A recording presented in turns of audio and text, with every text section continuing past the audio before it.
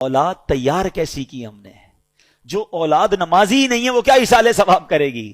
جو اولاد قرآن پڑھنے ہی نہیں جانتی وہ کیا ایصال ثواب کرے گی؟ جس اولاد کو نیکی کرنے کا شوق ہی نہیں ہے وہ آپ کو کیسے ایصال ثواب کرے گی؟ اگر باپ بھی نمازی تھا، بیٹا بھی نمازی تھا، بیٹی بھی نمازی تھی، گھر میں قرآن خوانی ہوتی تھی، رمضان کے روزے رکھے جاتے تھے، شب برات اور شب جناب قدر وغیرہ بڑی راتوں میں عبادتوں کا سلسلہ تھا، تو جب باپ مر بھی جائے گا اولاد کو یاد آئے گا آج بڑی رات ہے، عبادت کی رات ہے، چلو والد کی قبر پر چلتے ہیں، چلو اسے کچھ ایصال ثواب کرتے ہیں، آج جمعرات کی رات ہے ابو کو یاد کرتے ہیں۔ ہم نے اولاد کیسی تیار کی ہے؟ یہ سوال بنتا ہے۔ پیارے آقا فرماتے ہیں کہ جو اپنے ماں باپ کی طرف سے حج کرے، ماں باپ کی طرف سے تو حج ادا ہو جائے گا، حج کرنے والے کو مزید 10 حج کا ثواب ملے گا۔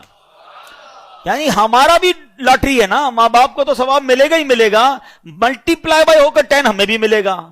اب اگر یہ حدیثیں پڑھی ہوں گی تو بچہ جب حج کرنے جائے گا تو ماں باپ یاد آئیں گے نا، ورنہ ماں باپ کو کون یاد کرے گا؟ ایک اور جگہ پیارے آقا فرماتے ہیں جب تم میں سے کوئی نفل خیرات کرنا چاہے نا، کبھی کبھی ہوتا ہے کسی مسجد میں پیسے ڈال رہے ہیں، کسی غریب کو دینا ہے، کسی کی مدد کرنی ہے، یہ ثواب تو ملے گا۔